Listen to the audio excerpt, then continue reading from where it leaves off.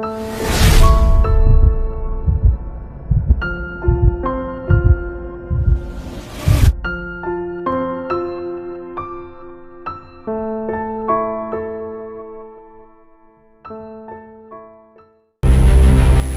मैं हूं निशा दुबे और आप देख रहे हैं विजन द व्यू।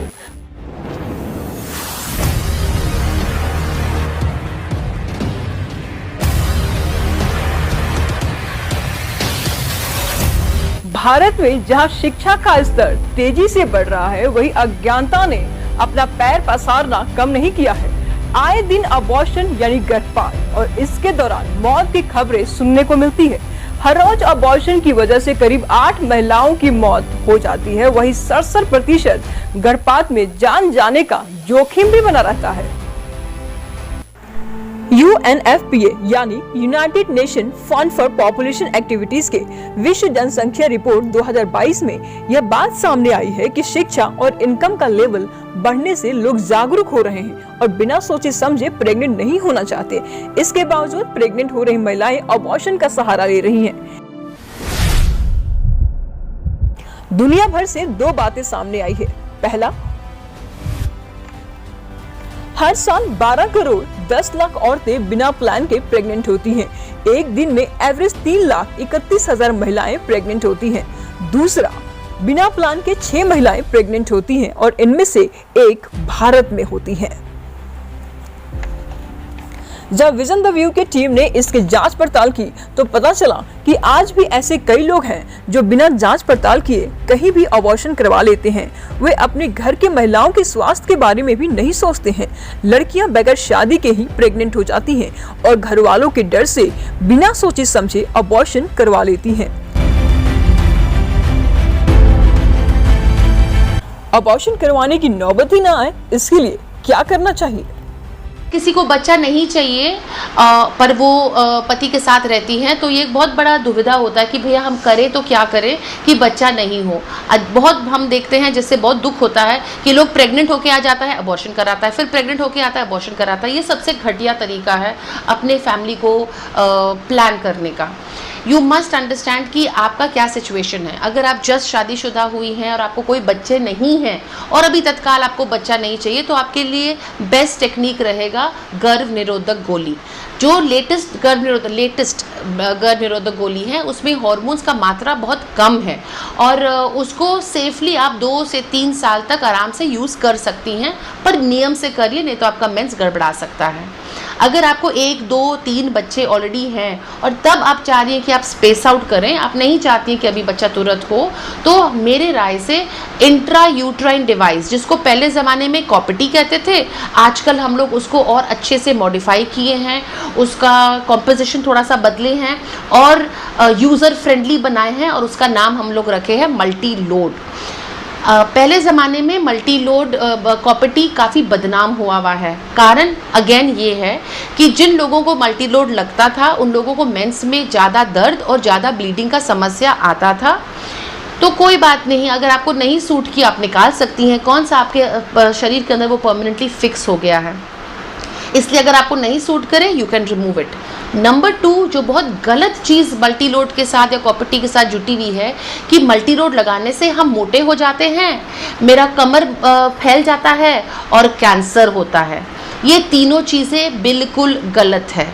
अगर किसी औरत को कैंसर होना होगा तो उसको कैंसर होगा, कॉपटी उसको बचाएगा नहीं।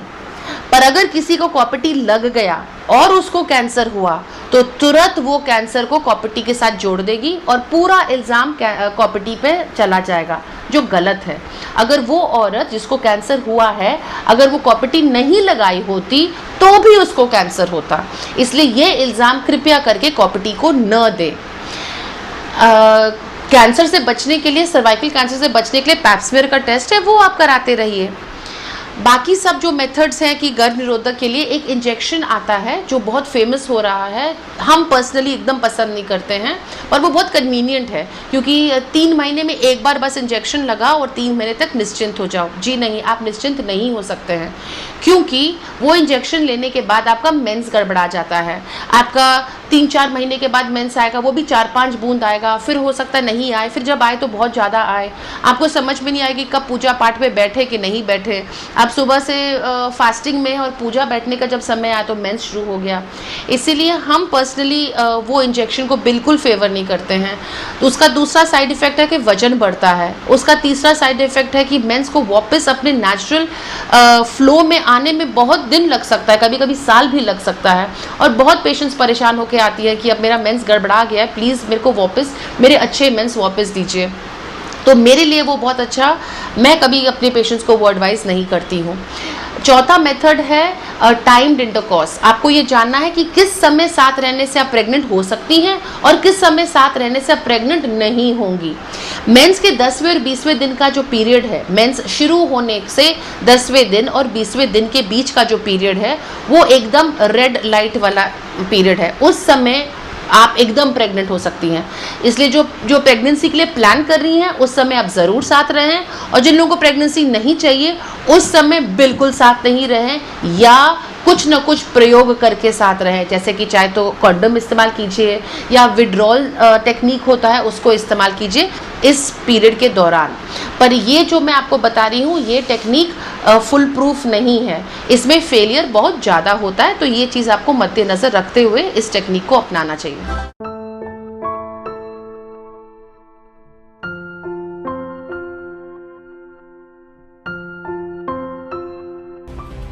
आंकड़े बताते हैं कि देश में 10 में से सिर्फ एक ही पुरुष में है प्रोटेक्टिव सेक्स।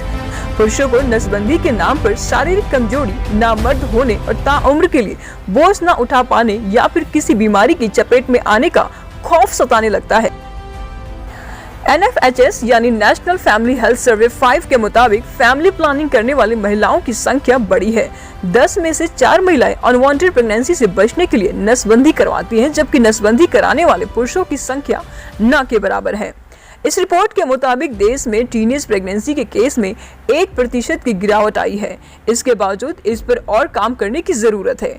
अभी 15 से 19 साल की उम्र की 1000 लड़कियों में से 43 माँ बन रही है। कई बार महिलाओं के मन में सवाल उठता है कि अबॉर्शन का मतलब क्या है, अबॉर्शन करवाने की जरूरत कब पड़ती है, अबॉर्शन कितने तरीके के होते हैं, अबॉर्शन कब करवाया जा सकता है, क्या अबॉर्शन एक दंडनीय अपराध है। आइए इन सभी सवालों पर एक नजर डालते हैं।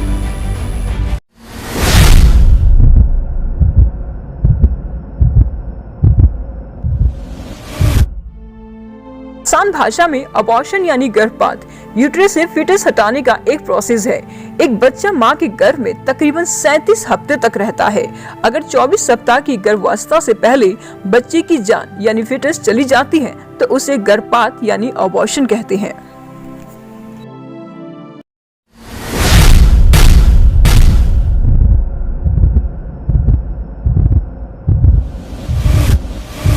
कई बार यह नेचुरल होता है, यानी किसी घटना में बच्चे की मौत हो जाती है, जैसे माँ का पैर फिसल जाना या किसी गलत दवाई खा लेना।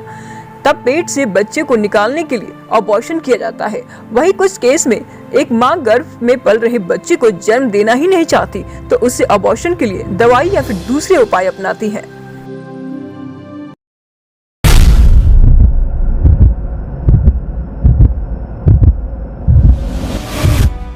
सही तरीका यह है कि आप डॉक्टर की निगरानी में अबॉर्शन करवाएं। अल्ट्रासाउंड करने के बाद डॉक्टर यह फैसला लेता है कि अबॉर्शन करना चाहिए कि नहीं। वैसे तो अबॉर्शन 2 तरीके से होते हैं, मेडिकल अबॉर्शन और सर्जिकल अबॉर्शन। मेडिकल अबॉर्शन में दवाई देकर गर्भपात करवाया जाता है। दवाई से गर्भाशय की लाइनिंग खत्म हो जाती है। इससे भ्रूण यानी एम्ब्रियो गर्भाशय से अलग होकर नष्ट हो जाता है। दूसरा सर्जिकल अबॉर्शन, इसमें DNC यानी डायलेशन और क्यूरेटेस की जाती है, यानी ऑपरेशन कर भ्रूण को गर्भाशय से अलग किया जाता है। आप प्रेगनेंसी के कितने महीने के अंदर ये ऑपरेशन कर सकते हैं, ये बात डॉक्टर आपकी जांच के बाद ही बता सकते हैं। क्या प्रेगनेंसी के समय कॉन्ट्रासेप्टिव पिल्स खाए जा सकते हैं? अगर हाँ तो फिर कब? नहीं, गोली खाने का समय फिक्स होता है। जैसे प्रेगनेंसी के 10 सप्ताह के अंदर कुछ गोलियां डॉक्टर देते हैं, उन्हें प्रेगनेंसी के 24 सप्ताह के अंदर ही खाई जा सकती है।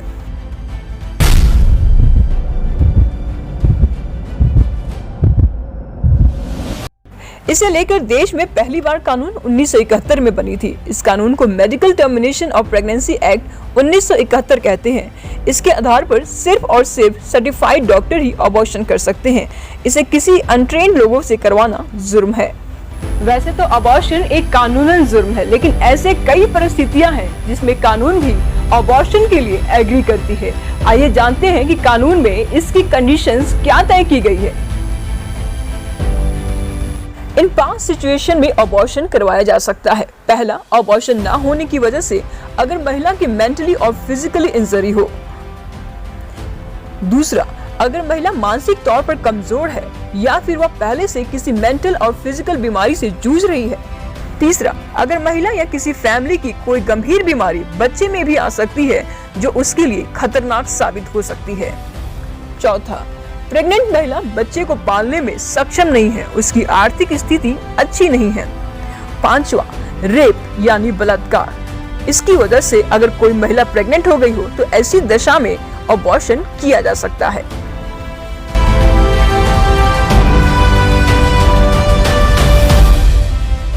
इन बातों को जानने के बाद अब आप समझ गए होंगे कि अबॉर्शन कभी भी नहीं करवा सकते हैं।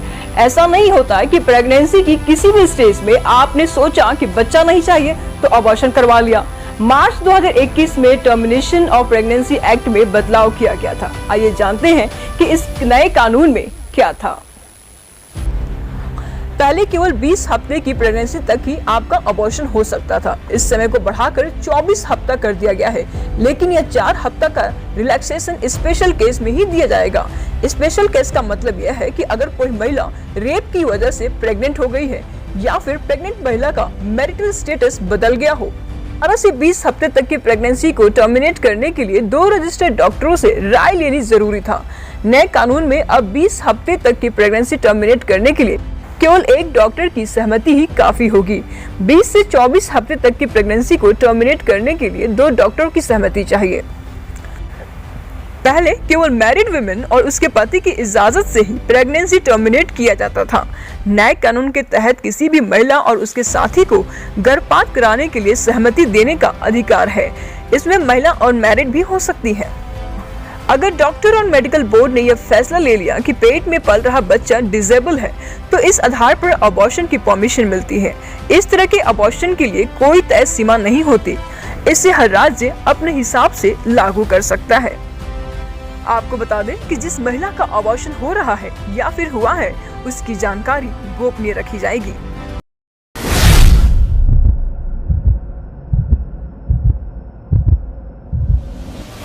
अबॉर्शन की गोलियां खाने से पहले डॉक्टर से जरूर मिल ले। गोलियां खाने के महज 2 हफ्ते बाद पूरा चेकअप करवाएं।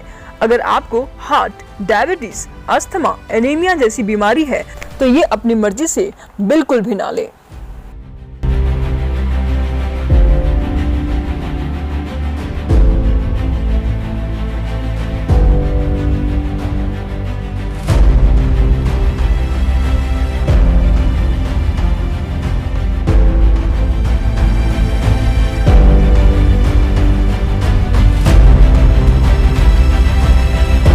उम्मीद करती हूँ कि हमारे द्वारा दी गई जानकारियाँ आपको बेहद पसंद आया होगा। इस प्रकार की तमाम जानकारियों के लिए बने रहिए विजन द व्यू के साथ। नमस्कार।